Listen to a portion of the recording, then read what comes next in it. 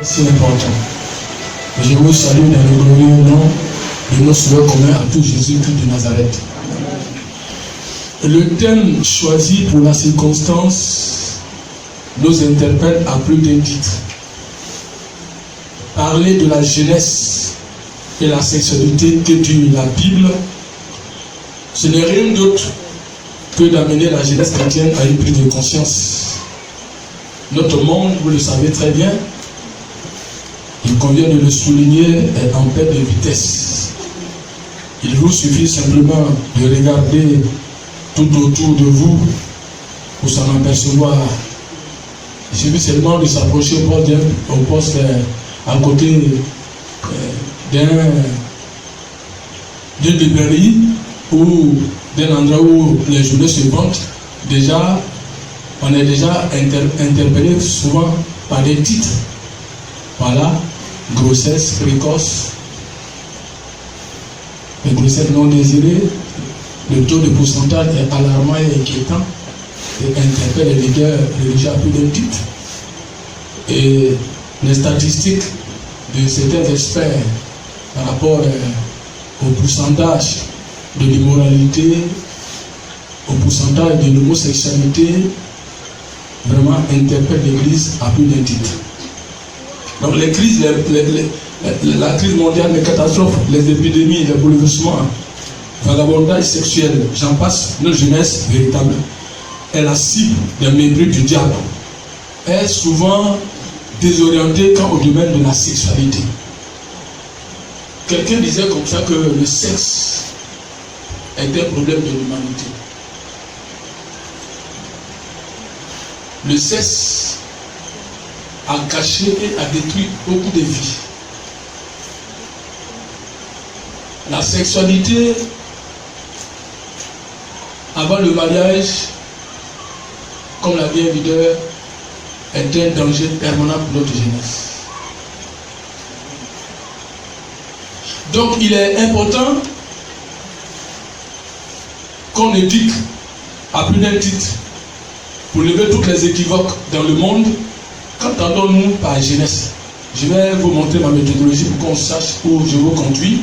Parce que pour étayer la thématique qui est l'objet de notre réflexion ce soir, nous devons avoir une vidéo de près de 1 heure de temps. Et puis, on va procéder aux questions et réponses parce que je souhaiterais que ça soit un cadre moment d'échange, quelle que soit une conférence de débat. Ce sont les questions et réponses qui permettent à l'orateur de mesurer largement son sujet. Donc au fur et à mesure que je suis en train de faire mon exposé, si tu as des questions, au fur et à mesure il faut les noter pour pouvoir les poser, des questions de compréhension bien sûr. Je vous parlerai, par rapport à ma méthodologie, je vous parlerai des définitions, de certaines approches définitionnelles par rapport à certains vocables. De 2, les problèmes rencontrés par la jeunesse. 3, l'impact des médias. Nous parlerons des médias. Les médias qui font la propagation du sexe et qui ont une influence négative sur aujourd'hui notre jeunesse. Pas seulement notre jeunesse, le monde entier. Nous sommes à l'ère des médias, à l'ère des technologies, à l'ère des NT, tout ça. Et on aura l'occasion d'en parler. Les multiplications des boîtes de nuit et des marques. On parlera aussi de l'habillement, parce que l'habillement rime avec sexualité. Nous aurons à parler de la sexualité en tant que telle. Dans la pensée de Dieu, quelqu'un a dit comme ça que au commencement était la parole était avec Dieu. Un leader a dit au commencement était la sexualité et la sexualité était avec Dieu. Vous riez, mais c'est Dieu qui a créé le sexe. Il faudrait qu'on sache le but pour lequel le sexe a été créé. Qu'entendons par sexualité? Parce qu'aujourd'hui, la jeunesse confond amour et sexualité. Sentiment et sexualité.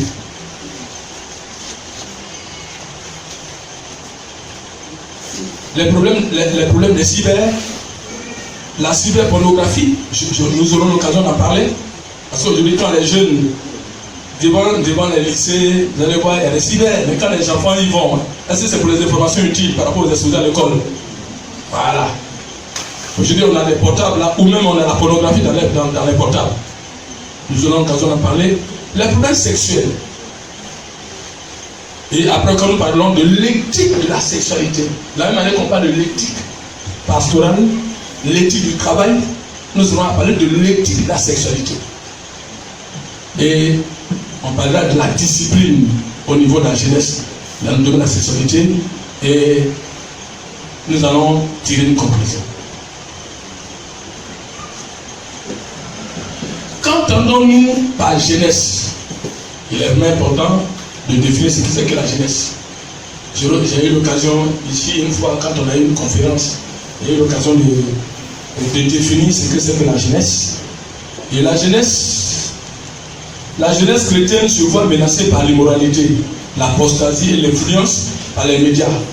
Quelqu'un dit, je cite, pour corrompre une nation, il faut passer par la jeunesse. Ça a dessein, ça peut être dit.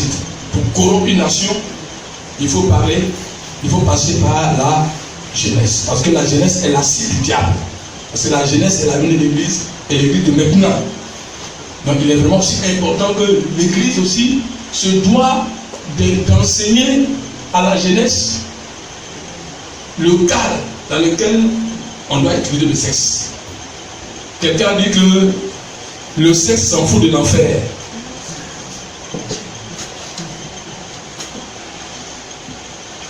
La jeunesse est la cible de Satan pour la corrompre. La Bible dit que les ouest compagnies corrompent les pères ouest. Et qui a permis la sexualité? C'est le diable. Alors que la jeunesse est dans le plan de Dieu. La jeunesse d'aujourd'hui est submergée d'informations sur la sexualité. L'église de Dieu doit prendre ses responsabilités vu le nombre de grossesses, comme je le dis bien, de grossesses non désirées. Je ne sais pas si c'est le mois passé, l'année de l'Ouest, ou bien c'est cette année-là, quand je suis allé, il a été dénombré, pour ceux qui s'en souviennent, là, entre 9, on dit les grossesses non désirées dans les lycées, dans les collèges, c'est entre 9 et 14 ans, ou 16 ans. Et depuis que le code ivoirien vraiment existe, c'est en quelle année qu'on a dénombré le nombre de grossesses précoces, de grossesses non désirées dans le milieu scolaire. Même au primaire. Et les responsables de l'éducation nationale sont inquiétants parce que ça a pris une proportion que ça inquiète à plus d'un titre. Tous ceux qui sont consciencieux, vraiment, d'interpeller vraiment cette jeunesse-là, c'est inquiétant.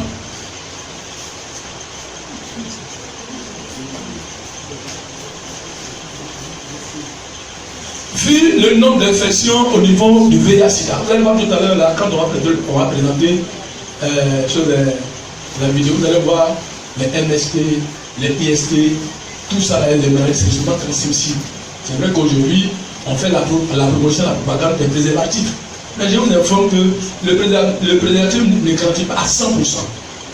Il y a des gens même là qui sont peut-être sur le utilisent le préservatif, mais il y a des gens qui ont vu contaminés. Il y a des gens il y a des mariés par rapport à la préparation familiale qui utilisent des condoms qu'on appelle le préservatif, mais à leur surprise, ils se sont rendus compte que la femme est tombée enceinte. Il y a des gens qui utilisent, il y a des gens qu'on a interrogés par rapport à des enquêtes exploratoires. Et malgré le préservatif, ils sont contaminés le VIH-Sida. Malgré le préservatif qu'on utilise, il y en a qui ont contacté les IST, il y en a qui ont constaté notamment les LST. Vous allez voir des jeunes, des parents qui sont décédés, des jeunes, des enfants qui sont laissés pour compte et qui ont contacté le VIH-Sida. Aujourd'hui, le VIH-Sida se contraint à la milieu scolaire et studentaire. Ça, on n'a pas besoin de spéculer sur ça. Ça, ce sont les faits et c'est les réalités.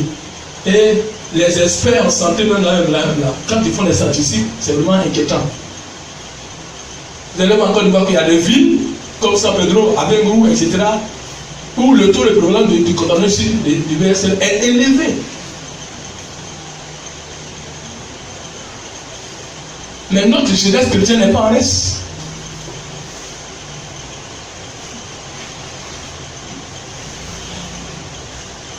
Dans les milieux scolaires et universitaires, il y a des défis énormes que la jeunesse chrétienne doit relever face à une jeunesse une jeunesse en déliquescence qui a perdu ses repères, qui est influencée par les convoitises mondaines et par ce siècle présent. Nous ne pouvons pas traiter ce thème sans toutefois donner une approche définitionnelle de ces deux mots comme jeunesse et sexualité, comme je le dis bien. Définition de la jeunesse. Selon le dictionnaire de Petit Robert de la langue française, parce que nous avons consulté à Petit Dictionnaire, la jeunesse se définit comme le temps de la vie entre l'enfance et la maternité, et la maturité. Tant pour moi. La jeunesse, selon l'ONU, est l'ensemble des personnes dont l'âge est compris entre 15 à 24 ans, inclus. Cette définition a été donnée pour l'année internationale de la jeunesse qui s'est tenue dans le monde entier en 1985. Toutes les statistiques des Nations Unies sur la jeunesse sont basées sur cette définition, ainsi illustrée dans les armoires des statistiques publiées par le système des Nations Unies sur la démographie, l'éducation, l'emploi et la santé. Beaucoup de pays donnent le terme jeunesse aux personnes qui n'ont pas l'âge de jouir d'un égal traitement civil selon la loi. Il y a beaucoup de pays qui se réfèrent à ça. Selon se référant à l'âge, la majorité qui est souvent à 18 ans. Souvent, on demande souvent dans d'autres pays l'autorisation parentale.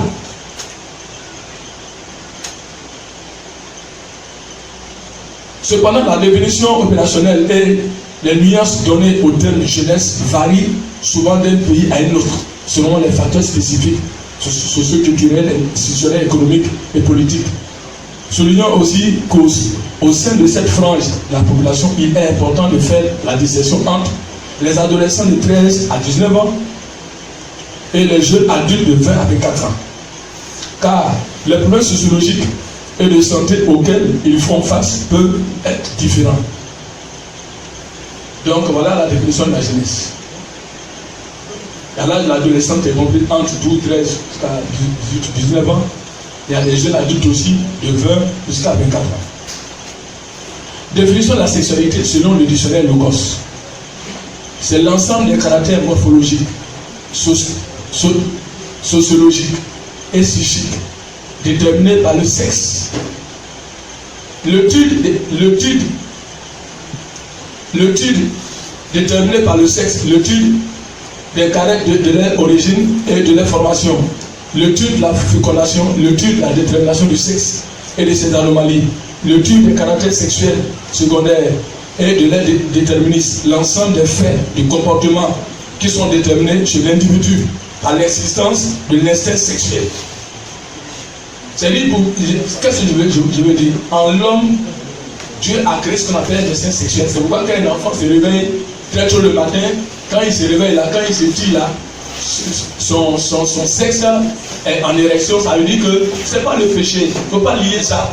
Ça demande qu'il a bonne santé.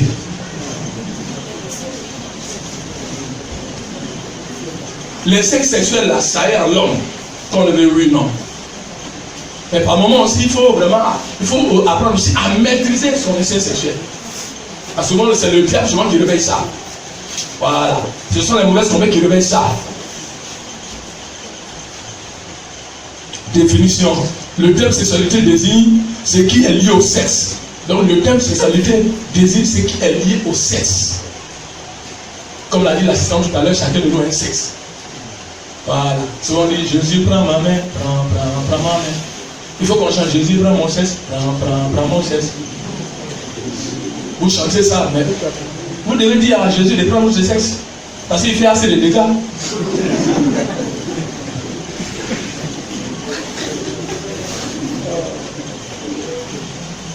Effectivement, le sexe fait assez de dégâts.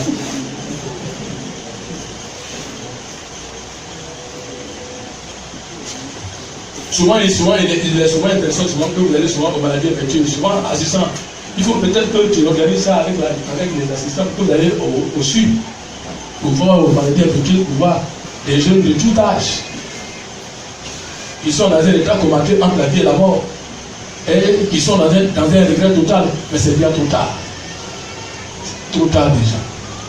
Si je savais, c'est déjà trop tard. Parce qu'on t'aurait averti, on t'aurait interpellé. Et c'est pour ça que cette conférence est organisée pour interpeller les uns les autres, vraiment à prendre un engagement vraiment relatif à un comportement voulu par le Seigneur. Voilà. Le sexe, le terme sexualité désigne ce qui est lié au sexe, ce qui englobe les phénomènes de la reproduction biologique et des organismes. Tout à l'heure, l'assistant a eu à dire le sexe, Dieu l'a créé pour trois raisons. Un, c'est pour la procréation. Il n'y a pas un autre domaine de reproduction qu'en dehors du sexe. Dans le cadre aussi quoi? Du mariage. Et dans le cadre familial aussi, l'homme et la femme jouissent de leur sexualité. C'est les trois domaines dans lesquels le but pour lequel le sexe a été créé. Mais en dehors de cela, et ces trois buts-là, quand le sexe est utilisé à d'autres usages, c'est le péché, c'est la perversion. Et selon les statistiques, notre région ici, derrière l'eau, on est beaucoup plus influencé quand on fait des statistiques. Par rapport au souvent le diaconat fait des statistiques des gens qu'on a mis sur les disciplines. Au niveau de la jeunesse, au niveau des grands, des gens qu'on a soulignés, tout tourne autour du sexe. Quelqu'un dit qu'on a que le sexe a une puissance. Le sexe est puissant. C'est pourquoi, ne filmez pas ça, hein, vous devez enlever. C'est pourquoi, dans la politique politicienne, dans le mysticisme, les gens, pour affermir les règnes, sont obligés de coucher. Vous allez voir, il y a des gens qui couchent avec les femmes de leurs ministres ou de leurs choses. Ça, c'est un dessein. C'est pour affaiblir la personne. Le Satan, le sachant, pervertit le sexe à d'autres faits, à d'autres usages. Ne cédez pas à tous ceux qui veulent entendre et qui disent comme ça que l'abstinence là, quand on prend l'abstinence, il s'ensuit une maladie. C'est faux. Ça, c'est un mensonge. C'est un mensonge que le diable vraiment a inventé, de celle que pour influencer, pour détruire la jeunesse, pour détruire les hommes. Ce qui est sexuel est propre à chaque sexe, puis ensemble des comportements visant la satisfaction de l'instinct sexuel. Les problèmes rencontrés par la jeunesse, l'ignorance, qui n'est pas une bénédiction, dans Osée 4, verset 6, mon peuple périt par manque de connaissances. Amadou en Pateba disait, je cite en substance, dans son ouvrage Kaïdara, qu'il faut que meure l'ignorance pour que naisse la connaissance. Fin de citation. Et au philosophe Hegel de dire que la vraie prison, c'est l'ignorance.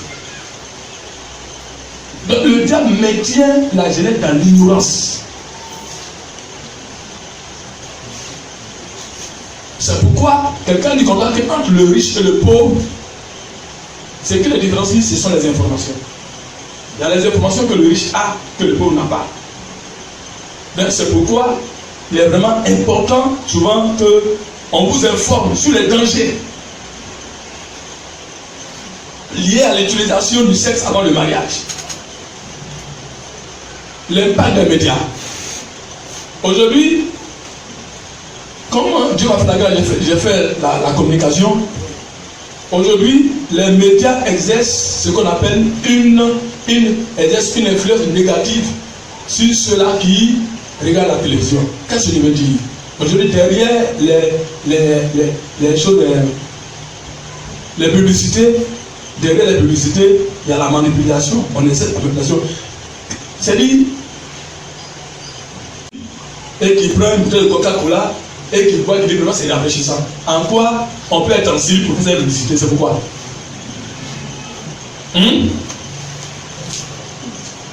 Et aujourd'hui, il y a une certaine heure, j'étais avec le révérend pasteur Vincent à la faveur de la pastorale passée. On était à l'hôtel à Samoa, on n'est pas caché là. Et puis, on causait, puis on dit, bon, pasteur, il faut zapper pour qu'on regarde l'information. Quand il a zappé, Il a zappé, je crois, le 11, le 12 là. Mais on a vu, il dit, mais ça faut là, il faut éteindre ça.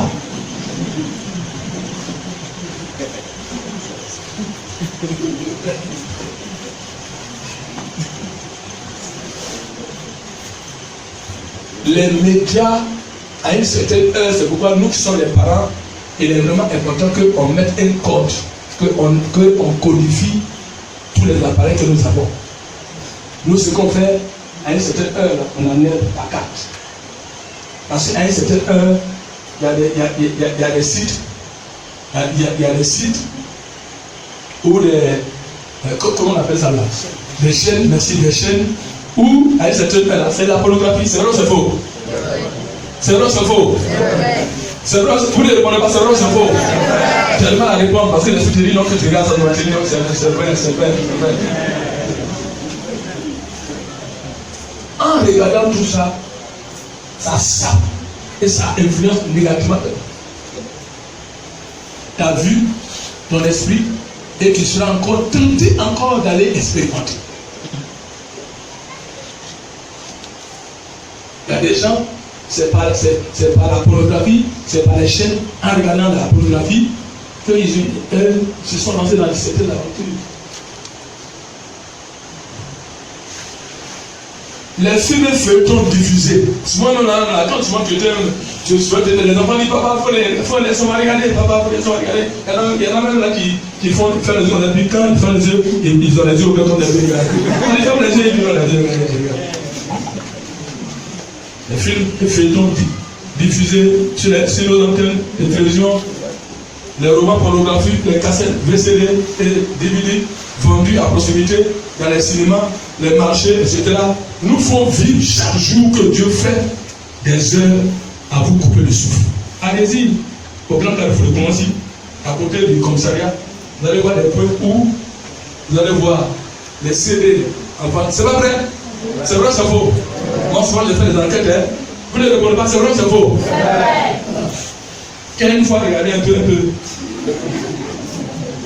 Vous n'aimez pas les deux.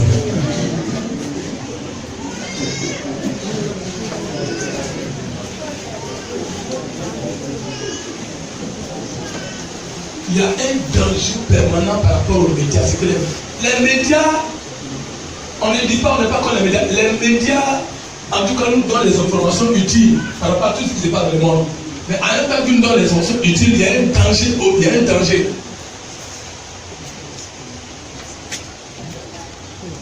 Les multiplications des boîtes de nuit maquillées. Vous allez voir autour de nos lycées et collèges universités, vous allez voir des boîtes de nuit, vous allez voir des maquis. Alors que le jour où les élèves et les professeurs sont autour d'une table où les gens boivent ensemble. C'est pas vrai? Les maquis sont les lieux de rendez-vous amoureux où l'on rencontre le plus souvent des jeunes chrétiens, étudiants, élèves ou diplômés de grandes écoles, chômeurs, travailleurs, s'adonnant à la consommation de l'alcool, mieux pratiquant des concours de boissons. La remarque frappante est qu'à proximité de chaque établissement scolaire ou universitaire se trouve un ou plusieurs maquis. C'est un de nos futurs cadres. Les jeunes y perdent leur vie par des balades inutiles, sans l'effet de l'alcool et de la drogue. D'autres à cause des problèmes de femmes. Quand on parle de nuit, elle était réservée au temps de nos grands-parents ou adultes. Ceux-ci venaient noyer leurs soucis et problèmes quotidiens, discuter de leurs affaires importantes entre amis, partenaires, des projets, etc. C'est pas vrai? Moi, c'est mon grand frère qui m'entraîne dans les boîtes de nuit. Il y en a beaucoup là-bas de nuit, même souvent les samedis, je l'accompagnais dans les boîtes de nuit. C'est là-bas que j'ai connu le whisky coca. Je ne sais pas de rien gérer. Vous allez voir dans les boîtes de nuit, l'eau minérale là, les gens peuvent vendre ça à 10 000 francs. Et puis pire encore. Vous allez voir des boîtes de nuit, encore une fois ici, dans les quartiers comme Zonka, etc., où les femmes, c'est à poil que SL. Vous n'avez jamais appris ça? Ce ne sont pas les choses, c'est pas les choses qu'on n'aime pas. C'est vrai, c'est faux. Voilà. Si vous prenez tout près ici, la voie de la forêt, les marais, vous allez là, devant là, avant Donc, on va voir une banderie où il y a une jeune fille qui est assise là, en Syrie. Voilà. Et c'est comme ça, en fait, on fait la promotion. Et il y a des gens qui cherchent, qui sont possédés, qui cherchent ces endroits-là. Ils veulent aller à la banderie où les femmes sont nues, où le sexe a bon marché.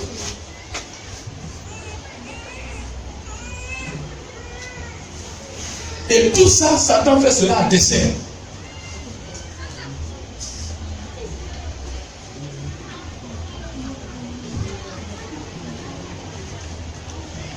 De nos jours, elles sont malheureusement devenues des lieux où les étudiants écoliers se mettent tous nus. L'on fume toutes sortes de drogues et de cigarettes. L'on rencontre des bandits à col blanc ou de grands chemins. L'on trouve surtout plusieurs écoliers étudiants abandonnés par les géniteurs, livrés à eux-mêmes, utilisant leur corps beauté pour séduire. Cette Tokandi est là et il n'est pas là. C'est vrai que vous avez appris ça. Oui, donnez-vous d'accord. Vous avez appris ce que vous allez confirmer sur le dit. Souvent, je vais souvent à Zolo. Et j'étais où on m'a dit comme ça que c'est pas encore le au Bénin où les écoliers font tontine de sexe.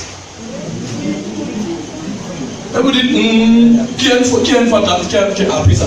Voilà, c'est pas faux. Tontine de sexe. Voilà. Les écoliers font tontine de sexe. On n'est pas là pour inventer des choses qui ne sont pas vraies. On est là, nous ne sommes pas à un manchon d'espoir ou bien à un arbre à Panama, on raconte des histoires qui ne sont pas vraies.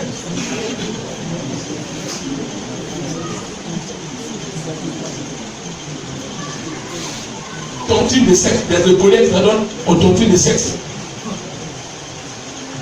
Et l'argent là, elle garde ça. Quand c'est autour de Jacqueline propre pour elle. Quand c'est autour de Rosalie, elle propre pour elle. Ainsi de suite.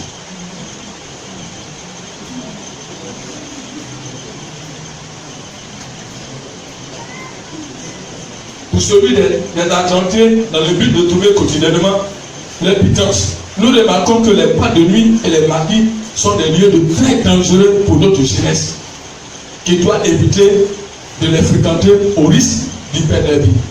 Il y a beaucoup de jeunes chrétiens, malgré tout ce qu'on dit, qui fréquentent ces lieux-là. L'habillement. Les tenues indécentes, c'est-à-dire celles conformes au monde, sont des grands péchés de l'heure actuelle. Aujourd'hui, je suis souvent écœuré, j'ai dit à des interprètes assistants, je suis souvent écœuré de voir des pantalons chez ma mordu. Et même pour enlever mes pantalons, il a même utilisé mes sachets même pour enlever le pantalon. C'est vrai, c'est faux. Aujourd'hui, la jeunesse, là, quand vous avez la même là, on va vos slips. C'est pas vrai? C'est écrit dans la Bible. La Bible nous demande de nous habiller décemment. J'ai un collègue qui n'est plus dans le ministère. Il allait en mission et quand il est revenu à un programme où il y avait une soeur qui avait été invitée, qui était habillée, qui était mal habillée. Elle avait porté ce qu'on appelle les wawouya ou les woloso ou bien les vipères à mordu là, les mini-jipes là. Elle était tellement mal assise que le pasteur ne sait pas comment c'est travaillé, mais ça fait que le pasteur, ça a influencé le pasteur. Et c'est ça qui a fait qu'il a chuté et puis il a quitté la mission.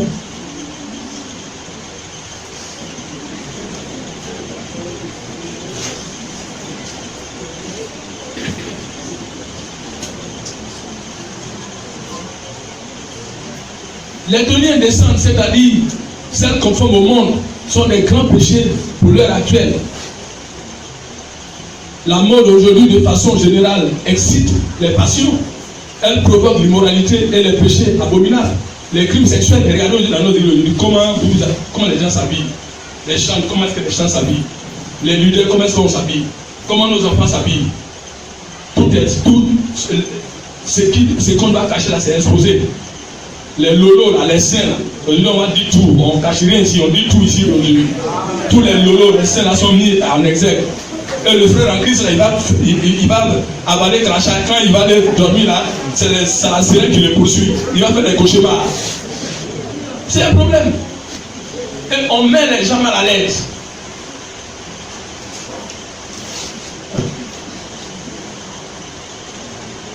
Aujourd'hui, il y a une loi qu'on appelle atteinte à la pudeur publique. Quand une personne est malade, c'est pas vrai. Mais cette loi-là n'est pas appliquée.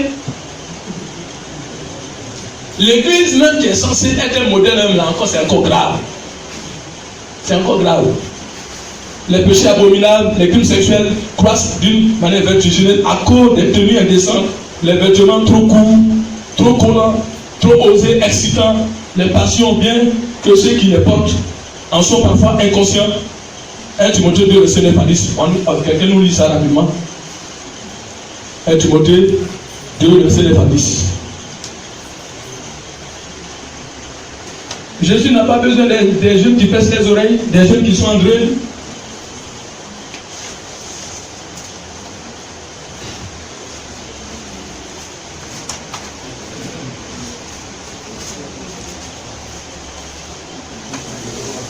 Un Timothée 2, verset 9 à 10. 1 Timothée 2, 9 à 10. Je veux aussi que les femmes vertuent d'une manière décente, avec pudeur et modestie, ne se parlent ni de tresses, ni d'or, ni de perles, ni d'habits somptueux. Voilà. Mais qu'elles se parlent de bonnes œuvres, comme il convient à des femmes qui font profession de servir Dieu. Vous qui êtes la jeunesse chrétienne, là, vous devez être des modèles, des pères. C'est vous l'église de demain. Quand il y a un problème net, on dit, c'est la jeunesse qu'on incrimine, qu'on interpelle. Et il y a plusieurs dans la personne qui sont inquiets de l'avenir de la jeunesse. Parce que notre jeunesse veut faire comme le monde. Non. On est dans un système de principes du royaume, de Dieu, de certaines vertus qu'il faut mettre en exergue. On ne doit pas copier le monde. C'est vrai qu'on est dans le monde, mais on ne doit pas. C'est vrai qu'on subit les choses du monde, mais on ne doit pas faire comme le monde. La Bible nous recommande de ne pas imiter les choses qui sont dans ce monde. On veut imiter les choses qui sont dans le monde. Les mots, les manières de parler, tout ça. C'est un piège pour notre âme. Et on ouvre la porte à Satan au diable.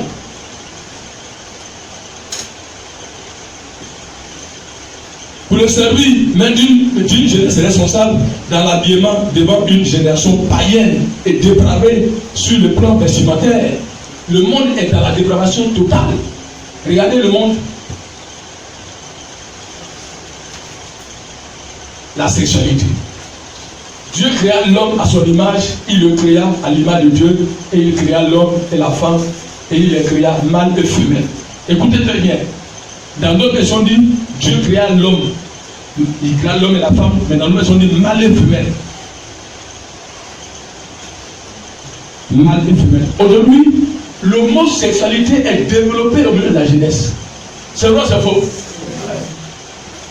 L'homosexualité est développée au milieu de la jeunesse. C'est parce que Dieu ne t'a pas attrapé qu'on ne sait pas que tu es là.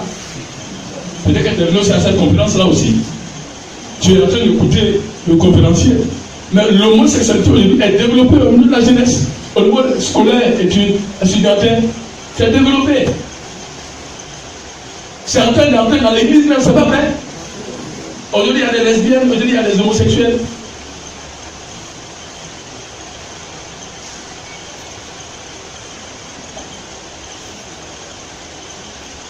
C'est pourquoi on a beaucoup prié. Parce que ce gouvernement, le monde dans lequel nous vivons là, c'est un gouvernement impie. Et vous allez voir qu'aujourd'hui, l'homosexualité est en train d'être légalisée par les pays occidentaux, par les pays développés. Et ça, il y a un défi éthique, il y a un défi que l'Église se doit vraiment de relever dans ce domaine-là. Les valeurs morales sont bafouées. Il n'y a plus d'éthique, il n'y a plus de normes. Et la jeunesse elle-même est livrée à elle-même. C'est pourquoi l'Église est interpellée à donner des informations utiles, à éduquer la jeunesse. C'est une question d'éducation. On est chrétien pour être éduqué et pour se laisser éduquer aussi. C'est vraiment très important.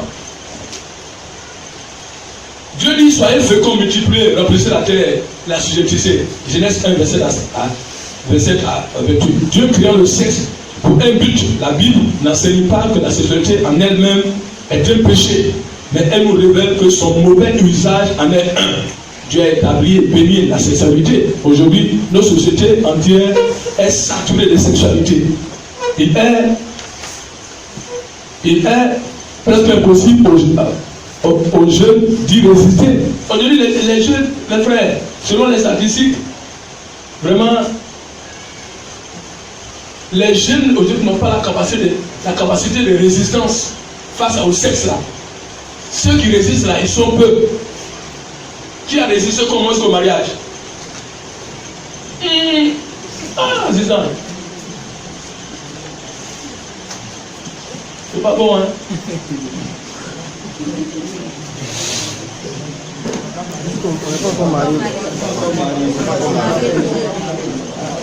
Qui n'est pas marié qui résiste?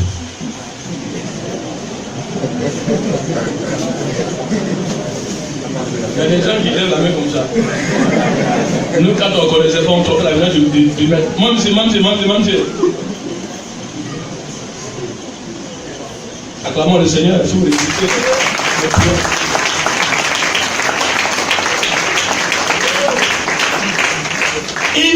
Nous avons le Saint-Esprit qui nous a la capacité de résister face à des pressions, face à des sollicitations. C'est vrai ou c'est faux? Alors maintenant, ne me pose pas la question si ton sexe, si tu es en érection, qu'est-ce qu'il faille faire? Ne me pose pas cette question, tu as la réponse. On ne peut pas te dire de prendre piment rouge pour mettre sur ton sexe. On ne peut pas te dire de poser la main sur ton sexe. Tu as la réponse. Pour savoir si on va maîtriser l'inceste sexuel. Quand moi tu travailles des moments de difficulté où vraiment tu es excité. Parce qu'en l'homme, surtout l'inceste par la l'envie. Par moment ça arrive. Quelqu'un qui n'a pas la c'est que la personne est malade. C'est vrai ou c'est faux? On ne peut pas dire que j'allais utiliser acheter une capote pour aller essayer. Ça c'est dangereux aussi. On ne peut pas dire que tu allais vraiment subir ta libido en utilisant notamment la capote. Voilà. Qui a une copine ici? On a demandé hein? Qui a un copain? Il y a un silence total. Dieu il est au ciel et il nous voit.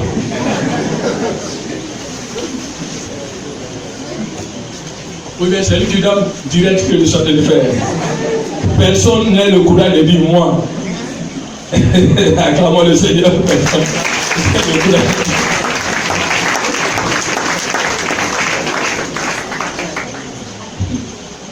Aujourd'hui, notre société entière est saturée de sexualité. Il est presque impossible aux jeunes d'y résister. Bien, peut-être eux, ils parviennent en dehors de ceux qui ont placé leur foi en Jésus-Christ et ont des ressources spirituelles. La prostitution à grande échelle, la débauche, la plupart des jeunes, de ces jeunes ont sur leurs lèvres le dicton on ne peut pas manger toujours à la même sauce. Ça c'est un dicton ça. Un dicton qui t'amène à avoir plusieurs aventures sexuelles. C'est pas vrai? On ne peut pas manger à la même sauce. On dit qu'il faut varier la sauce. C'est pas ça? Mais vous me regardez. Ah, c'est pas votre temps, hein? C'est pas ça? C'est pas autant. C'est autant de vie. C'est à notre temps.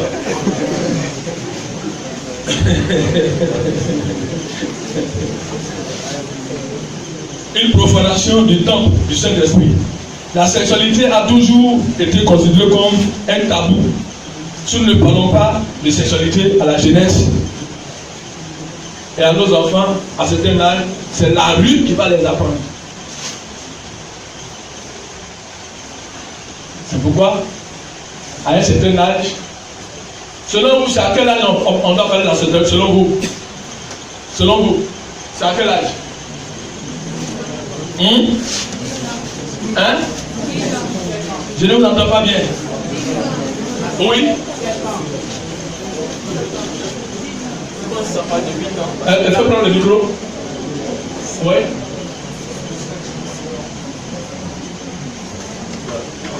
C'est toi qui te maries le 1er juillet là. Vas-y, tu es prêt? Eh bien, tu es chaud. Mais pourquoi c'est vous riez? Ils sont en train de taquiner, puis vous avez rien entendu. Oui, vas-y. D'accord, donc je voudrais dire simplement que, d'après les statistiques que vous avez données dans la conférence, je pense avant l'âge de 8 ans par là, avant l'âge de 8 ans, attends, le Seigneur lui dit avant l'âge de 8 ans. Qui d'autre encore? Qui d'autre encore? Il y a un qui a dit 15 ans. Oui. Hein? Qui ici, avec ses parents, ont parlé une fois de sexualité? Il y a un qui a dit Dieu.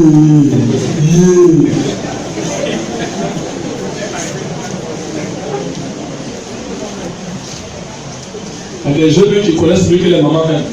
C'est pas ça? Hein? C'est à quel âge que Satan possède l'enfant? Hein?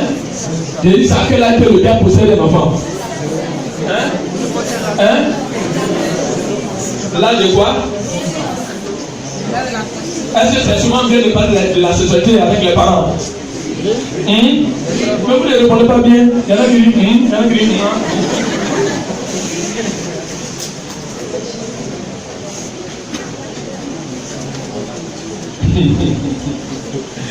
D'accord, donc notez bien vos questions alors. Et il y a la publicité offerte par les médias qui ne comportent parfois subtilement une suggestion sexuelle. C'est une aberration sexuelle en soi, une exploitation de l'instinct qui est d'autant plus dangereuse qu'on fixe l'attention sur quelque chose qui a été créé pour une fonction normale. Dieu n'a pas créé l'instinct sexuel seulement en vue de la procréation. La sexualité est également destinée à exprimer la complémentarité ainsi que l'interprétation spirituelle et affective de l'homme et de la femme comme instinct dans la faim, la soif ou la crainte. En vérité, c'est dans le mariage que le sexe doit être utilisé pour la procréation, car le sexe est sacré. L'utilisation du sexe en dehors du mariage, c'est le libertinage, la vie de la licence, le vagabondage sexuel, c'est le péché. Nous sommes exposés à des maladies graves et en conflit avec Dieu. Vous allez voir des maladies, par exemple, comme les IS que nous avons tout à l'heure là. C'est vrai que ça va couper le souffle, mais c'est nécessaire. Aujourd'hui, les animaux cherchent les respects. C'est pas vrai? C'est pas vrai? L'animal là, il cherche son espèce. Mon professeur de méthodologie disait comme ça que les animaux sont plus intelligents que les hommes. C'est pas vrai? Il a osé dire que les arbres sont plus intelligents que les hommes. Ce que les animaux ne font pas, c'est ce que l'homme fait. C'est pas vrai? La femme de docteur Thio m'a montré sur YouTube un homme qui est en train de coucher avec une chienne. Si vous voulez, je vais vous montrer un homme qui est en train de coucher avec un serpent. Vous n'avez pas vu ça? Qui a vu ça sur Internet? Alors, elle dit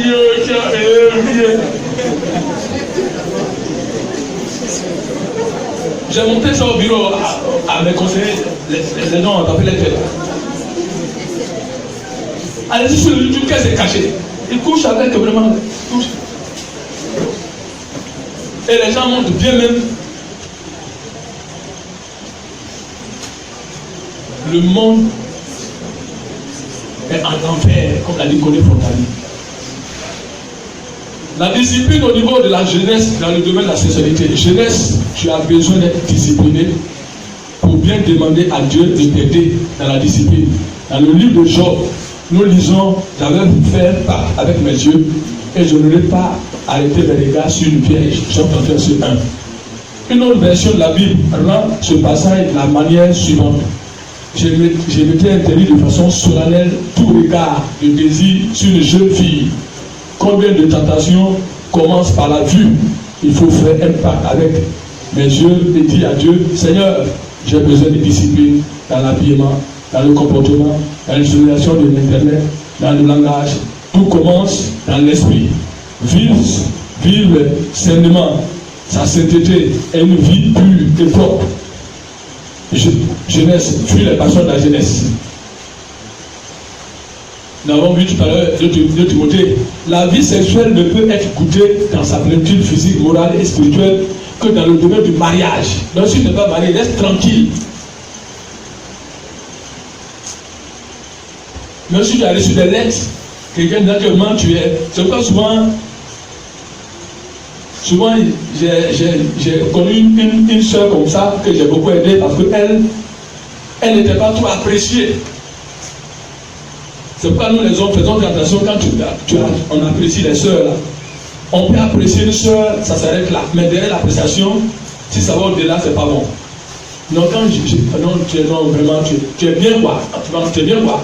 Tu es une femme romantique quoi, tu vois non? Ton cou là, c'est bon quoi. C'est comme ton cou là, c'est comme un atout de David. Tu es devenu maintenant poète maintenant. Et puis la soeur est troublée. Parce que ses parents ne lui ont jamais dit ça. Et voilà quelqu'un de ma classe, mon voisin, qui m'apprécie et qui m'aime. Et à un moment même là, toi vraiment, quand je vais travailler sur les députés là, je suis marié, c'est vrai, tu vas me marier. C'est pas ça? Les jeunes filles, c'est pas ça? C'est pas ça? Et quand il est député, c'est fini. Tu as oublié. C'est pourquoi le docteur Calabri a dit sentiment. Les jeunes confondent sentiment et puis amour et puis sexualité. On dit sentiment. Il a dit ça. Sentiment. C'est pas une réalité. Il y a des gens qui ont dit ça à des jeunes filles, mais ils ne les ont pas mariées. C'est pas ça. C'est pour un temps. C'est pour jouir d'elles. C'est terminé. C'est pas ça.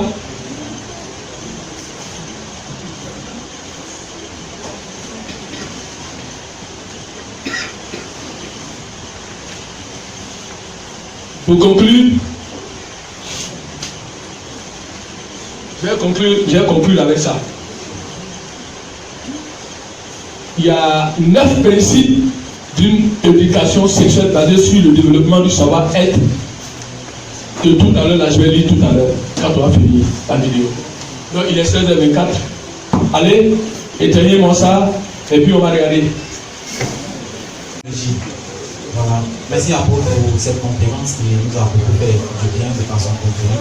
Que le Seigneur vous bénisse. Alors, ma question porte sur les statistiques qui disent que nous devons, avant l'âge de 8 ans, parler de sexe à l'enfant. Alors, vous êtes apôtre, marié, père de 3 enfants. Il y en a 2 qui ont plus de 8 ans. Quelle expérience pouvez-vous partager avec nous concernant ces statistiques? C'est-à-dire, comment vous vous êtes mis à la tâche quant à Béliel et Eliel qui ont plus de 8 ans? Voilà, ma question est à destin, je sais pourquoi. Est-ce que vous pourriez répondre? Voilà, merci beaucoup. Merci. Je voudrais bénir le Seigneur pour le conférencier qui commence ce thème qui est vraiment d'actualité. Et je voudrais juste rebondir sur la même question. Tout à l'heure, il m'a posé la question de savoir à quel âge il fallait commencer l'éducation sexuelle avec un enfant. Je voudrais dire,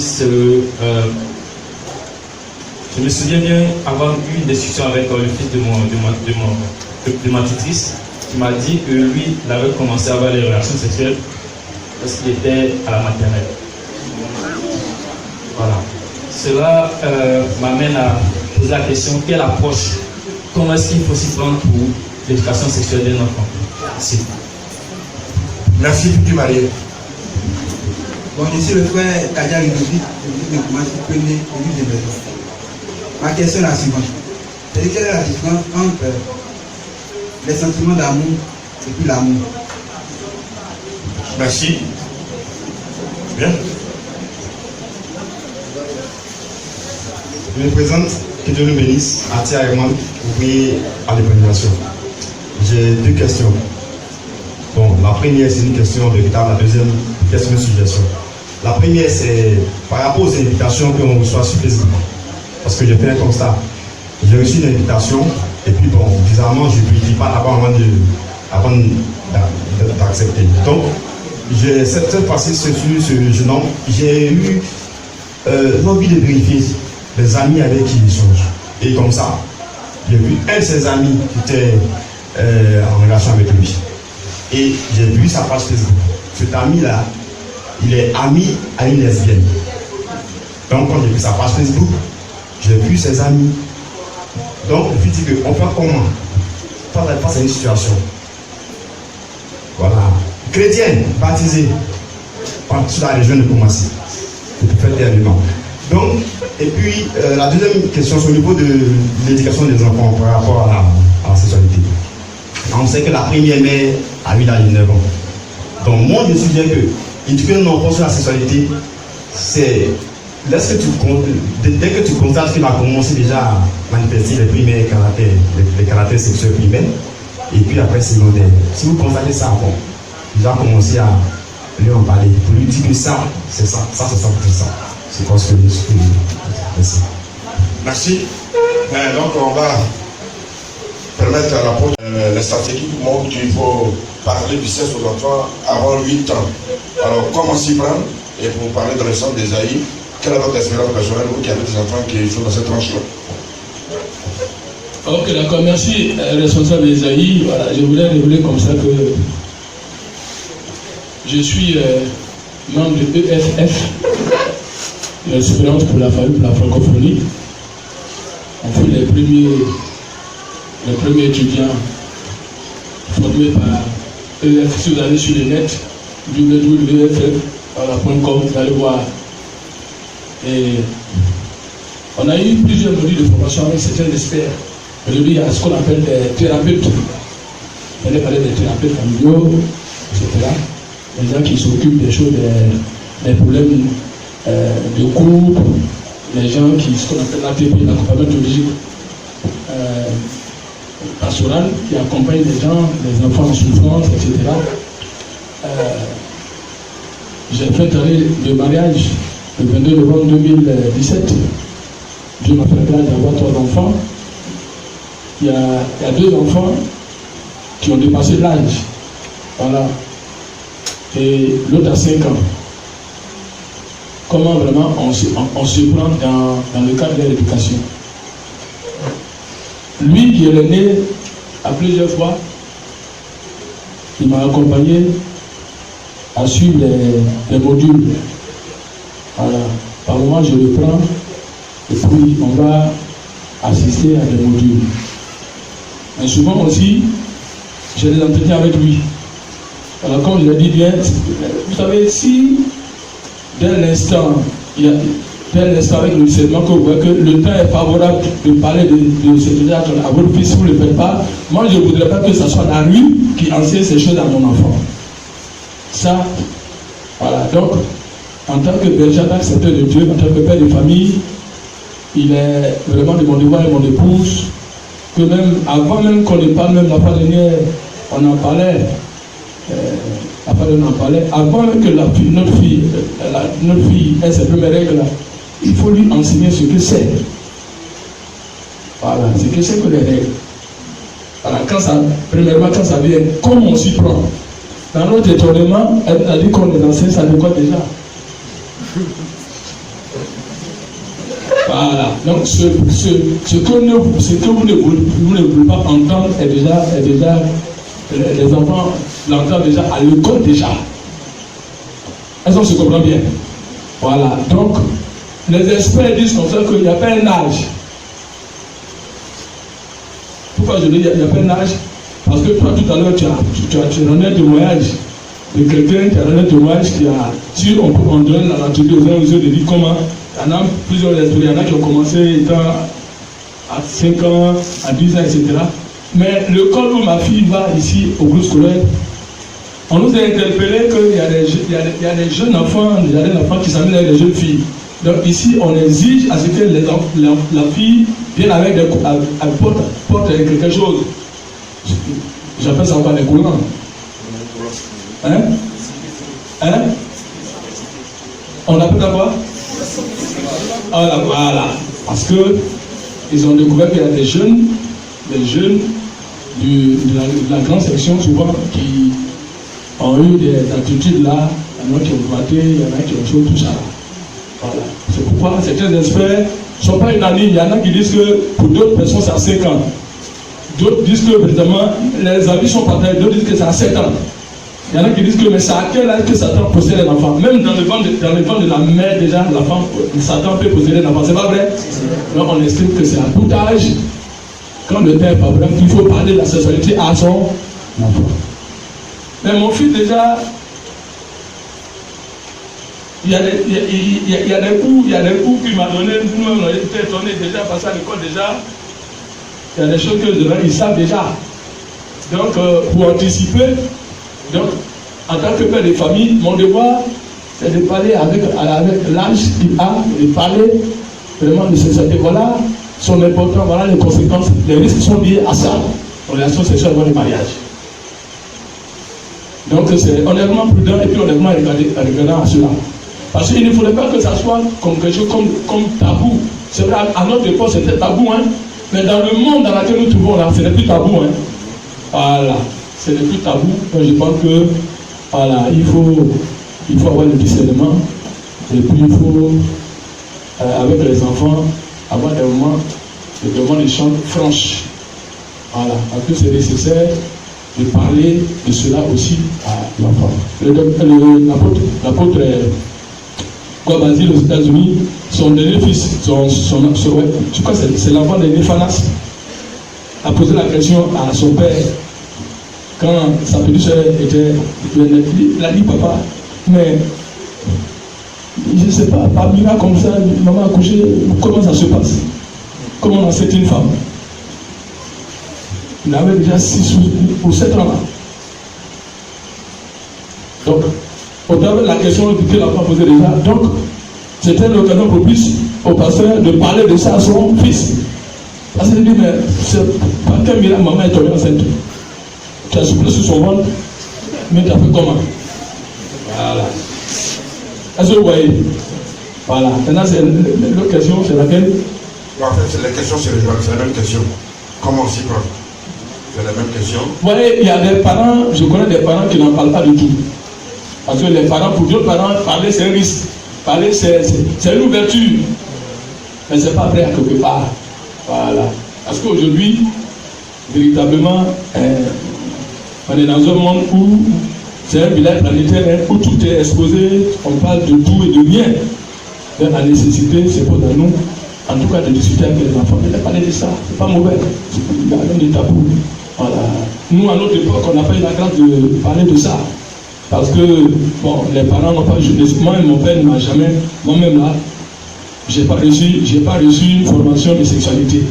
Quand je me suis marié, on s'est dit plus quand après un homme, la Russie m'a aidé. Vous voyez, mon père ne s'est jamais assis, il a eu 22 enfants. Est-ce qu'il a le temps de nous parler de sexualité? Hein?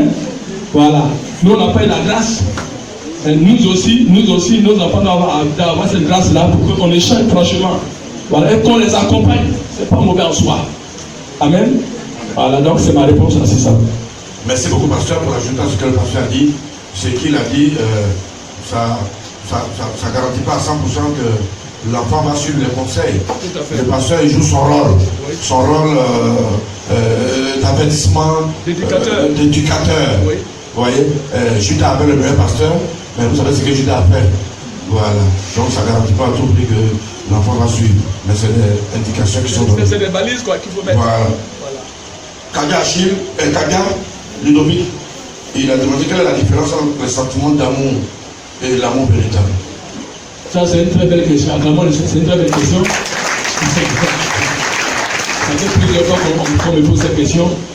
Au fait, dans notre contexte de prévision, dans le dossier du mariage, tous on sait que l'objet c'est les deux sentiments. C'est pas ça?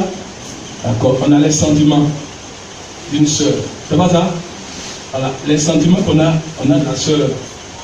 La différence, il y a une différence entre avoir sentiment et puis aimer. Donc la Bible, dans le contexte, nous parle de 3 sortes d'amour.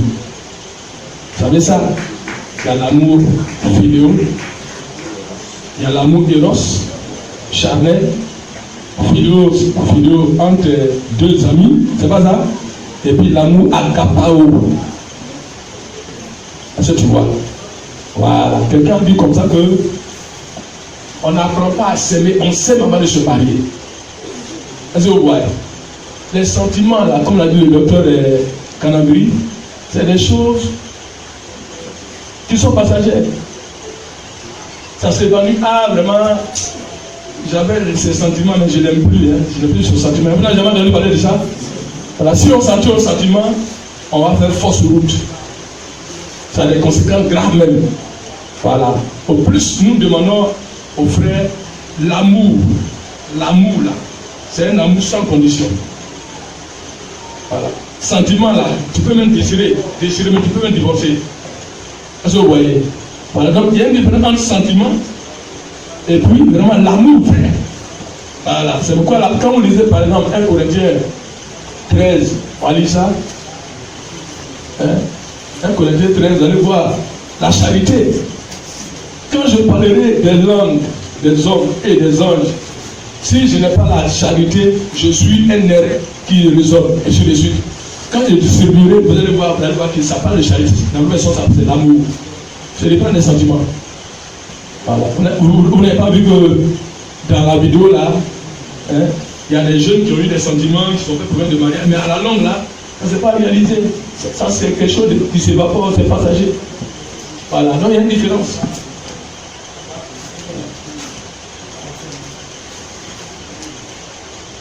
Voilà, comme le pasteur a dit, le sentiment il est passager, il est intéressé, il peut être lié à la beauté de la personne qui est en face de nous. C'est ça. Quand la beauté disparaît, le sentiment disparaît avec cette beauté-là. Alors que l'amour, comme il a dit à partir du verset 4, l'amour est patient, l'amour est plein de bonté, la charité n'est point envieuse, la charité ne s'efface point, etc. C'est ça. Voilà, c'est différent. L'amour, quand tu l'as, la personne va te défigurer, tu l'aimes toujours. Tu l'aimes toujours. L'amour, quand tu l'as, la personne va te blesser, mais tu l'aimes toujours. La personne va changer d'attitude, mais tu l'aimes toujours. C'est différent de l'amour qui est dans la même famille que le coup de foudre. Tout à fait. Voilà, qui est passager. Ah, parce que son nez là me plaît.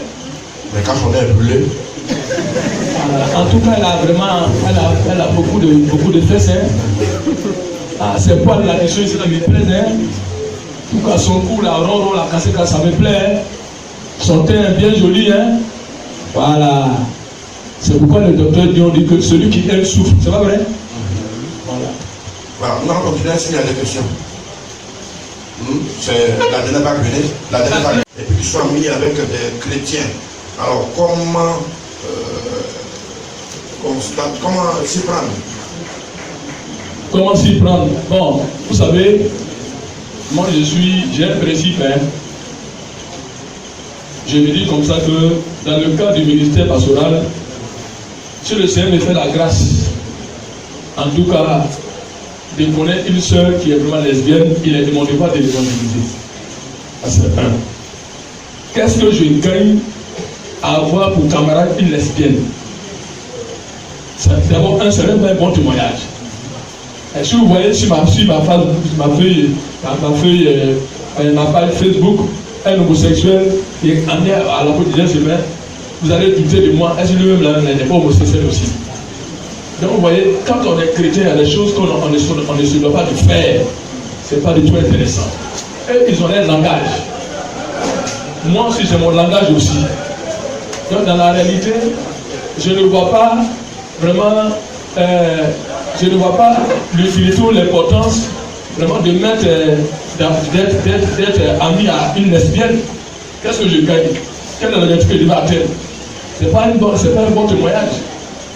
Vous voyez, ça peut saluer l'image même de la réputation de ce frère-là.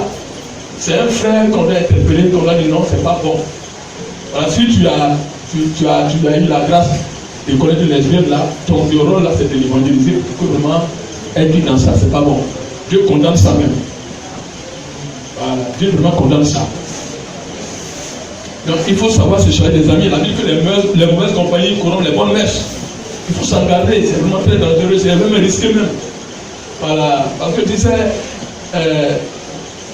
dans le domaine du sexe, je voulais donner des conseils. Dans le domaine du sexe, là, moi, depuis mes 25 années de ministère, Dieu nous demande d'être prudents, même face au sexe opposé. Même quand même, bien qu'on est marié, on n'est pas vraiment exempté des choses, des chiffres. Il faut vraiment faire très attention.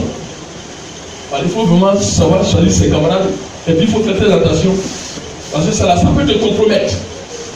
Ça peut vraiment te compromettre. Et puis ce frère-là, ayant la latitude de lui dire la vérité pour dire vraiment qu'il faut effacer cette chose-là de ta page Facebook. Voilà, c'est terminé. Et puis il a envoyé quelques mots, témoignations, Jésus t'aime, ça s'arrête là. Voilà. Est-ce que vous savez que dans le milieu, ce domaine est en train de se développer, hein? Le lesbianisme, et puis même le mot social, c'est en train de se développer, c'est en train de faire une proportion. Voilà, donc c'est ce que je peux dire.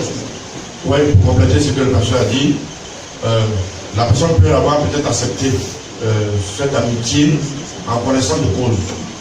Il sait et puis il fait, peut-être ça lui plaît. Mais la personne peut l'accepter aussi sans savoir. Voilà. Il y a des personnes qui acceptent l'amitié sans regarder la vie même de la personne. Voilà, demande amitié, pas écrit, mais il n'a pas le temps de regarder. Mais quand on se rend compte que, en fait, c'est une lesbienne, nous qui l'avons vu, il faut qu'on puisse avertir nos frères. Ah, l'ami, celui avec qui tu as mis là, voilà sa vie, voilà ce qu'il publie. C'est ça. Voilà, il faut faire un travail d'avertissement. Voilà. Il y a des gens qui prennent même des images d'autres personnes pour donner des amitiés. Moi, il y en a qui sont amis avec Pasteur Dion. C'est pas Pasteur Dion, hein. Je vous avertis en même temps. Il y en a qui sont amis avec Pasteur Dion. C'est pas Pasteur Dion. C'est ça. La personne a pris la photo de Pasteur Dion. Il y a que beaucoup de chrétiens sont amis avec lui. Vous faites propagande, vous faites publicité. Il y a une page. Voilà. Il y a une page qui est gérée par quelqu'un. Mais ce n'est pas des amitiés. Donc, le Pasteur Dion avec qui tu as vu, il faut aller effacer. Ce n'est pas lui. Là, tu vas trouver un moment là, tu demander de l'argent. Il dit ça au Sénégal, tu vas dire, papa Dieu m'a demandé, c'est l'escroquerie ça. C'est ça. Alors moi, quand on me demande l'amitié en général, les femmes blanches là, qui me demandent de l'amitié, je refuse. Parce qu'en général, c'est des bouteurs. En général, c'est des bouteurs. Quelqu'un qui demande l'amitié, tu vois une photo osée, il ne faut pas dire que tu es dans la pêche, il faut couper. Il faut couper. Voilà ce que je peux dire. Donc si tu as vu cette personne, il faut l'avertir. Je voulais dire quelque chose. Je disais ici, dans le domaine sociologique, quand on te voit avec une personne, on a bien une idée de toi déjà. Quand on te voit avec une personne, si vous me voyez fréquenter un homosexuel, peut-être on peut être parenté de la même famille. Mais déjà, les gens peut-être auront une idée de moi déjà. C'est pas vraiment du tout intéressant. Voilà, donc. Ok, la dernière vague, vraiment la dernière vague de 5 personnes. Seigneur nous bénisse, nous c'est la seule poitrine à l'ège. Ma question, c'est au niveau de l'approche. Ici, le pasteur a parlé de comment les parents vont s'approcher des enfants pour parler de la sexualité. Mais comment les enfants vont s'approcher des parents aussi pour parler de la sexualité, puisque eux-mêmes n'évoquent jamais. À la maison, en tout cas, on ne parle pas de ça. Comment emmener ton papa ou ta maman à te parler, comment avec mon papa, comment s'est passé tout ça? Comment l'approche? Bon, voici ma question. Ok, merci.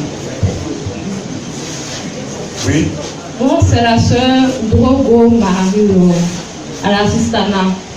Voilà, je bénis le Seigneur ce soir pour cette conférence.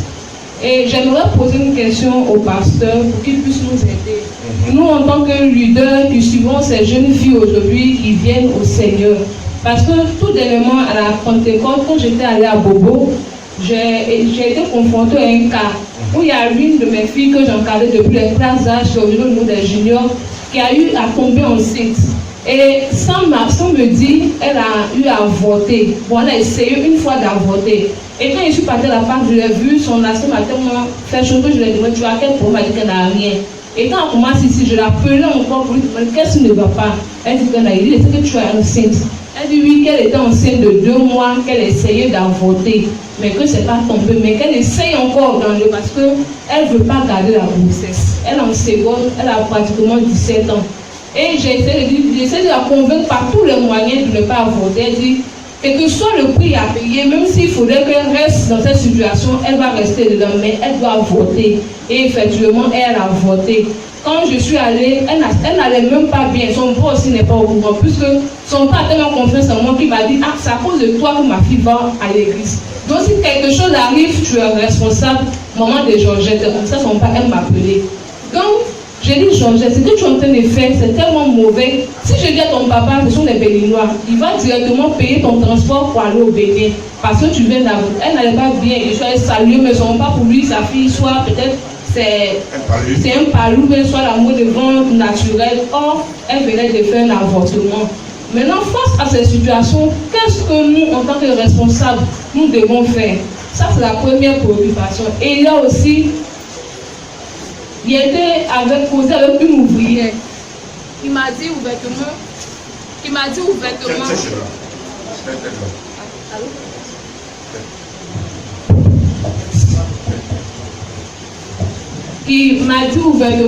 à des filles Marie que moi je ne peux plus rester aux œuvres mission. Il dit, qu'est-ce qui se passe avec toi? Elle dit non. Allô? Elle dit non, que elle, sa vie, elle veut avoir des relations sexuelles avec un homme. Et l'église, là où elle vient, quand elle était d'avoir des relations sexuelles, elle ne s'en arrange pas. Donc, elle préfère aller dans une autre église, ouvrière du Seigneur. J'ai essayé aussi d'en parler au conseil, on a donné des conseils, elle n'a pas accepté et elle est partie dans une autre église. Il y en a plus de 3 cas que j'ai eu comme ça. Donc, je me vais demander au pasteur qu'il essaye de nous, en tant que responsables, jeunes filles qui suivent ces brebis, qu'il essaie de nous dire un peu ce qu'il faut faire face à cette situation. Elle était. Merci. Je suis le frère Quadio Maurice, ouvrier à l'église de maison. Ma question est la suivante. Je ne sais pas si c'est une question ou une suggestion. Je voulais que le pasteur revienne sur la curiosité. Parce qu'ils ont parlé des mauvaises compagnies qui corrompent de bonnes mèches. Mais il y a aussi la curiosité. Face à cela, quelles sont les solutions en dehors des risques qu'on peut nous présenter? Parce qu'il y a des risques comme solution, c'est-à-dire regarder ces risques et puis ne pas essayer de choses, de pouvoir expérimenter la sexualité. Maintenant, quelle autre solution en dehors des risques qu'on peut nous proposer en ce qui concerne la curiosité? Merci. Oui, la dernière personne. Bon, bien alors.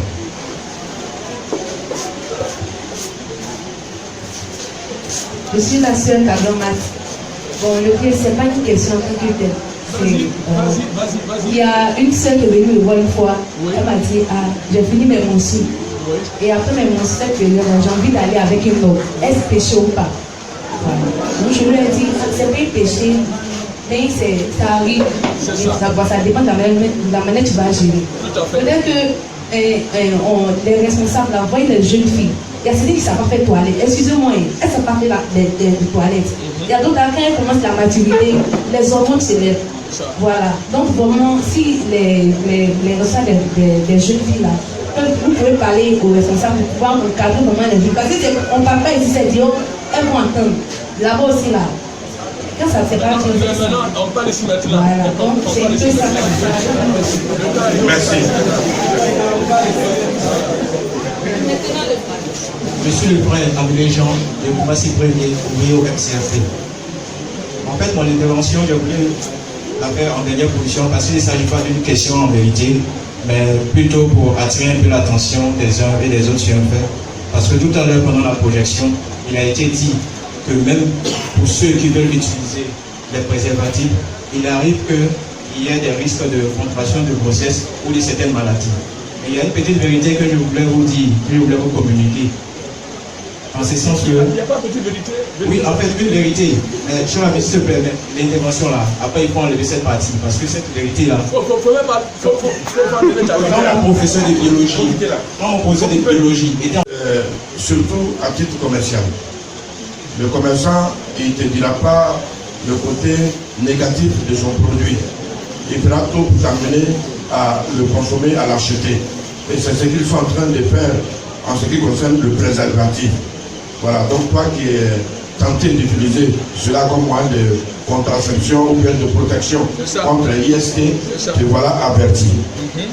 Nous allons répondre aux préoccupations, permettre aux patients de répondre aux préoccupations. Il y a la sœur d'Adège qui demande comment un enfant qui est en face de lui, des parents qui ne facilitent pas la communication en ce qui concerne la sexualité, comment cet enfant peut les amener à le faire? Des parents qui sont vraiment fermés sur ce domaine-là. Je sais que tu vas répondre après aussi. C'est à ma fin de contribution, je t'en remercie. Mais d'abord, la première des choses que je voulais dire à ma fille Nadège, d'abord c'est les prières. Avant que le prophète Nathan aille voir le roi David, qu'est-ce qu'il a fait? Nathan a pris d'abord avant d'aller voir le roi David. Donc, il y a des parents qui ne veulent rien comprendre. C'est leur arrière-plan culturel là qui les rattrape. Voilà, pour eux là, il était moulé dans un arrière-plan culturel qui l'amenait à comprendre qu'on n'avait pas, même s'il est chrétien. Vous savez qu'on est chrétien, mais souvent qu'il y a des gens qui ont encore le feu, l'emprise de la tradition. Hein. À des traditions où on n'en parle même pas. Est-ce que vous le savez? Voilà. Donc dans un premier temps, tu dois prier. Ça, tu dois d'abord prier. Et puis, il y a aussi une stratégie aussi que discerner le temps favorable où tu fais, ah papa, vraiment, je suis venu en tout cas, te demander des conseils par rapport à ça. Maintenant, il y a la manière de parler. Hein. Maintenant, si tu abordes de la colère, en tout cas, il peut être fermé à cela. Voilà. Moi, je te recommande la sagesse. La prière, la sagesse. Et puis discerner un temps favorable où vous pouvez vraiment parler de ça. Maintenant, au cas contraire où tu estimes que vous êtes tout fermé, tu continues à prier. Voilà, parce qu'il y a des jeunes qui sont confrontés à une réalité où ils sont dans une famille où les parents ne veulent pas en parler. Voilà. Et quand les parents ne veulent pas en parler, soit ce sont les camarades, soit c'est l'école, soit c'est dans la rue. Est-ce que vous voyez? Donc c'est pourquoi je dis vraiment que tu peux beaucoup prier.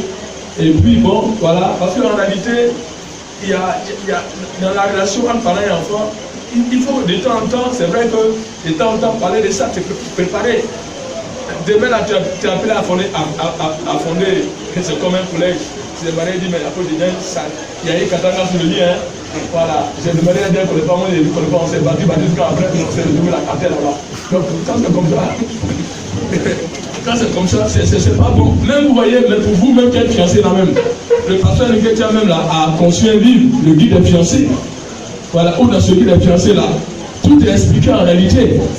Donc c'est que en tout cas, je peux te dire, parce qu'il y a des parents qui sont fermés.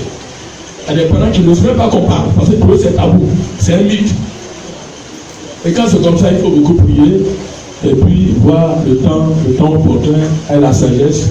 En tout cas, demander au Père quand même que, papa, vraiment, est-ce qu'on ne peut pas parler, est-ce que tu peux nous parler un peu des choses, parce que je sais que le temps est arrivé. Bon, avec la prière du Seigneur, maintenant s'il est fâché, tu continues. Il faut l'importuner jusqu'à ce que maintenant. Mais aussi, il faut savoir, il y a des parents aussi qui ne s'y connaissent pas en matière de sexualité. Il y a des parents qui sont là en matière de sexualité, qui sont nuls, ils n'ont pas d'informations utiles par rapport à la sexualité. Hein? Voilà. Donc, c'est vraiment ça, assistant. Bon, je crois que le pasteur a dit l'essentiel, hein. Il faut prier. Bon, il y a plusieurs cas. Le cas du parent qui n'est pas chrétien, il est fermé. Voilà, pour lui, on ne doit pas parler de ça. Comme le pasteur l'a dit, peut-être que lui-même ne sait pas. Donc il masque sa carence là par vraiment certaines actions qu'il mène. Et c'est par la prière que tu pourrais amener peut-être ce parent-là à être ouvert. Alors, il y a le cas des parents qui sont chrétiens. Ils sont chrétiens. Un jour, il y a un père d'une sœur qui m'a approché pour dire que sa fille est en train de se gâter. Quand elle s'est gâtée, parce qu'elle a posé une question à sa maman. Elle a dit à sa maman à peu près la même question que la sœur Kabla a posée. Alors, souvent, elle a des envies d'aller avec un homme. Donc, elle a expliqué à sa maman qu'est-ce qui se passe. Sa maman a dit ça à son papa. Son papa est venu voir 6 ans pour dire qu'elle est en train de se gâter. C'est un mauvais esprit qui est en train de tirer la preuve. Donc, il faut faire des séminaires pour expliquer à sa maman que, en fait, ce n'est pas un esprit qui est là. Voilà, mais ça pourrait devenir un esprit si tu ne canalises pas ta fille dans ce moment qu'elle est en train de connaître là. Alors, moi, je voulais répondre là-dessus pour demander à l'apôtre de dire, c'est le pasteur qui pourront ouvrir l'esprit des parents dans les églises. Il faut que les parents s'approchent de leurs enfants. Il faut qu'ils parlent à leurs enfants. Il faut qu'ils expliquent des choses à leurs enfants. Parce que quand ils ferment la porte là-bas, alors les enfants ils viennent voir les assistants. Et puis ils expliquent ça aux assistants. Et quand l'assistant aussi, ou bien le responsable, il n'est pas outillé, ça entraîne des chutes en cascade. Donc voilà un peu ce que je voulais dire pour compléter ce que le pasteur a dit. Alors, nous allons aller, il y a le frère, la soeur Marie-Laure, oui, qui nous a parlé des exemples ici, et que faire face à ces comportements de filles que nous encadrons, qu'elles encadrent les défis qui se comportent mal. Alors, il y a une qui voulait quitter aux émissions pour aller connaître toute expérience sexuelle, parce qu'elle semblait qu'ici, elle était beaucoup surveillée. Alors, quelle âme on peut donner à cette de filles-là face à ces comportements? Je pense que la première des choses que je voulais dire à ma fille, comment elle s'appelle là? Marie-Laure. Marie-Laure. D'abord, il faut avoir beaucoup d'amour, beaucoup de compassion comme le Christ pour accompagner ces personnes-là par rapport à leurs problèmes affectifs, par rapport à leurs problèmes sexuels. S'il n'y a pas d'amour, de compassion, tu vois, il y en a qui sont victimes de l'ignorance du diable. Parce que les gens vont croire que c'est une doctrine de l'église baptiste, mais ce n'est pas une doctrine de l'église baptiste. C'est l'ignorance qui nous pousse à comprendre que c'est une église baptiste. Non. Dans toute église sérieuse, dite évangélique, qui se réclame de Dieu, la Bible enseigne que toute condamne toute relation en dehors du mariage, Dieu condamne ça. Donc cette soeur-là, elle a des problèmes spirituels. C'est le vrai problème. Elle n'a encore rien compris parce qu'il n'y a pas une église où on peut aller, où la sexualité, quand vraiment il y a l'instinct sexuel se réveille là, où le pasteur peut t'autoriser à aller faire ses prières et revenir. Ça n'existe pas. Voilà, ça n'existe pas. Donc je pense que il faut aimer ces personnes-là, les accompagner, et puis aussi, il faut les aider aussi. Voilà. Parce que quoi qu'il en soit, l'ennemi travaille. Hein? Voilà. L'ennemi vraiment à l'œuvre, il travaille. Par certaines informations, et l'ennemi vraiment travaille. Cette soeur-là, elle n'a pas maîtrisé ses instincts par la maîtrise de soi. Voilà.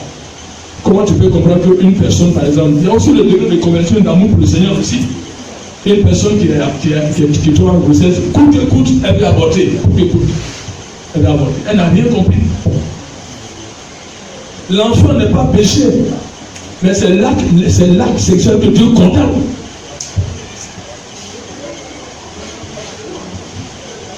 Ça peut être une occasion pour toi de prendre conscience.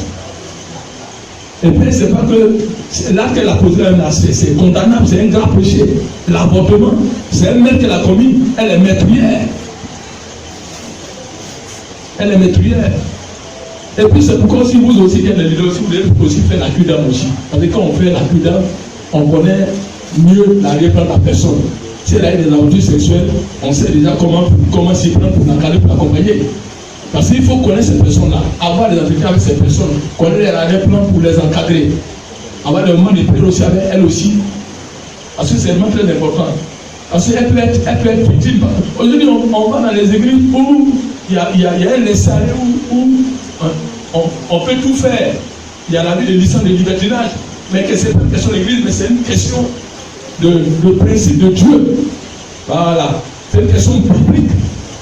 C'est pas une doctrine du Yaya Dion Robert, une doctrine du baptiste du chef national. Donc vraiment, encadrer une personne, comme a dit le docteur André Quadio, pour 100 animaux, il faut au moins un bâton, mais pour 100 pour chaque bâton. Vous dites que l'encadrement de l'homme là est complexe. Accompagner un homme jusqu'au mariage, une jeune fille, vous parlez dans les jeunes filles, c'est compliqué. Souvent elles sont livrées à elles-mêmes. Donc j'attire l'attention de l'assistant pour dire vraiment que c'est un travail, on est mis face à nos responsabilités, on est interpellé vraiment en tout cas à travailler, à s'investir dans l'encadrement. Quoi qu'il en soit, il y en a qui trouvent les méthodes du diable, mais on ne doit pas se décourager. Voilà. On ne doit pas se décourager, on a continué le travail. Voilà, donc assistant, c'est ce que je peux dire. Voilà. Pour ajouter à ce que le pasteur a dit, je voudrais dire que quoi qu'on fasse, on ne pourra jamais mettre fin ensemble. c'est pas pour te décourager, mais on ne pourra jamais mettre ça. Maintenant, on lit Matthieu 24, Jésus-Christ en train de parler des choses de la fin, c'est ce à quoi nous assistons. Mais ce qu'on peut faire, c'est de réduire au maximum ces effets-là. Et c'est pourquoi on a des formations. Alors, j'ai proposé au pasteur et il a accepté aux formations que nous faisons le 3e dimanche avec les assistants, que nous associons 2e dimanche avec le pasteur, que nous associons les enfants des filles. Parce que les enfants des filles aussi s'occupent de l'encadrement. Alors donc c'est en même temps une annonce que je donne aux assistants pour le mois prochain, le 2e dimanche. Toutes les filles sont conviées aux formations que nous faisons avec la prototype. Alors nous allons aller à la question suivante.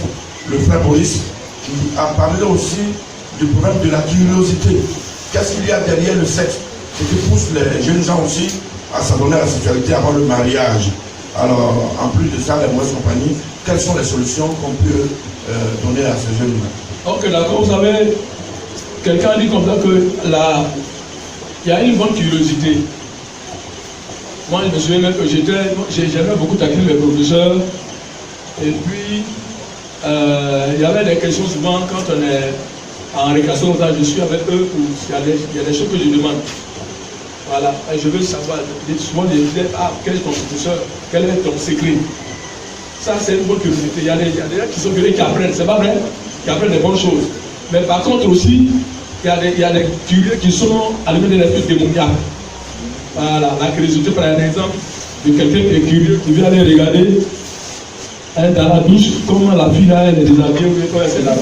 C'est bon ça. Ça, c'est une bonne curiosité. C'est comme à l'ancien la nouvelle 86, où il y a un frère qui allait parce qu'on était du côté des hommes, des femmes avec les camps. Lui, on ne sait pas si c'est par curiosité ou quoi. Il est allé vers les femmes étaient en train de se laver, et puis il a dit aux sœurs, fermez les yeux, j'arrive. Comment toi de toi et de elle, là, qui doit fermer les yeux?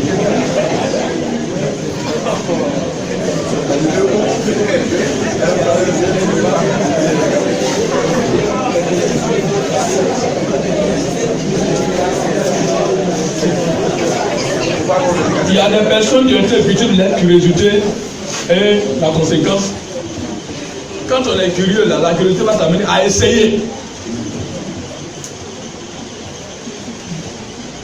J'ai un fils ici qui est beaucoup curieux, souvent il vient à mon bureau et on s'entretient, c'est pour des bonnes choses qu'il vient au bureau et on s'entretient parce qu'il l'année prochaine va passer le bac A. Souvent il vient, il fait ses sujets, parce que vraiment pour corriger, c'est les énoncés des choses, parce que les photocopies, c'est un sujet philosophique que je vais donner. J'ai mes anciens livres de direction avec moi, tout ça. Donc quand il vient, il est curieux, il veut comprendre. Voilà. Je l'ai un peu aidé parce qu'au 2e trimestre, il avait des difficultés. Alors donc il vient, il veut apprendre. Ça c'est déjà quelque chose de bien déjà. Voilà. Mais le révèle la chose est qu'il y a des gens, voilà, il y a des gens par exemple, si un enfant par exemple vient de dire, ah papa vraiment, papa, en tout cas, j'étais curieux quand j'étais dans la chambre là-bas, j'étais curieux, je voulais aller voir comment, c'est comme un enfant, c'est pas comment les parents se sont arrangés. Ils étaient en train de faire l'amour et puis l'enfant elle allait dire à taper les frères de son papa, lève-toi, fais pas papa et maman. Lève-toi, fais pas papa et maman. Lève-toi. Bon.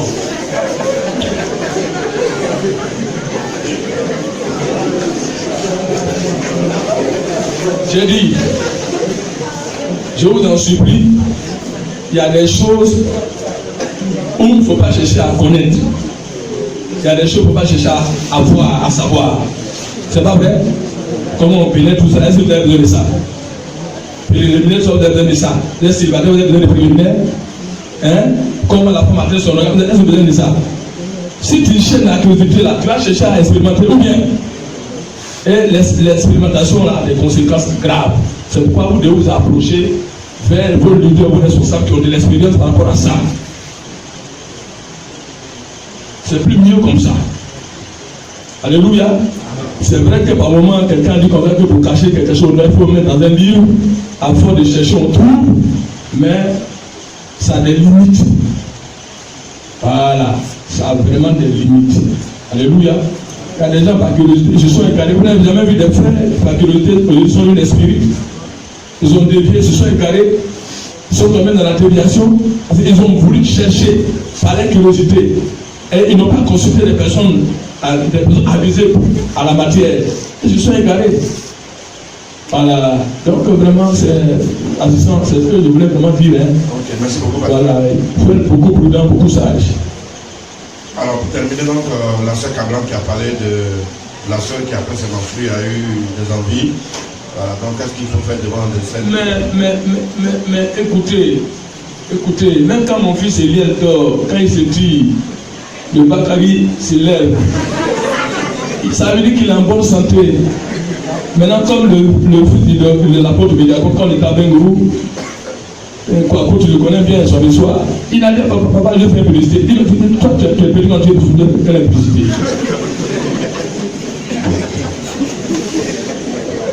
Et bien, lui, quand il était petit aux États-Unis, quand je faisais la QDAM, parce que c'est à la maison de la QDAM, un jour il a dit, vraiment, papa, il est venu voir des papas, je suis du célibat. Il a dit, tranquille, là-bas, tu es fait quoi?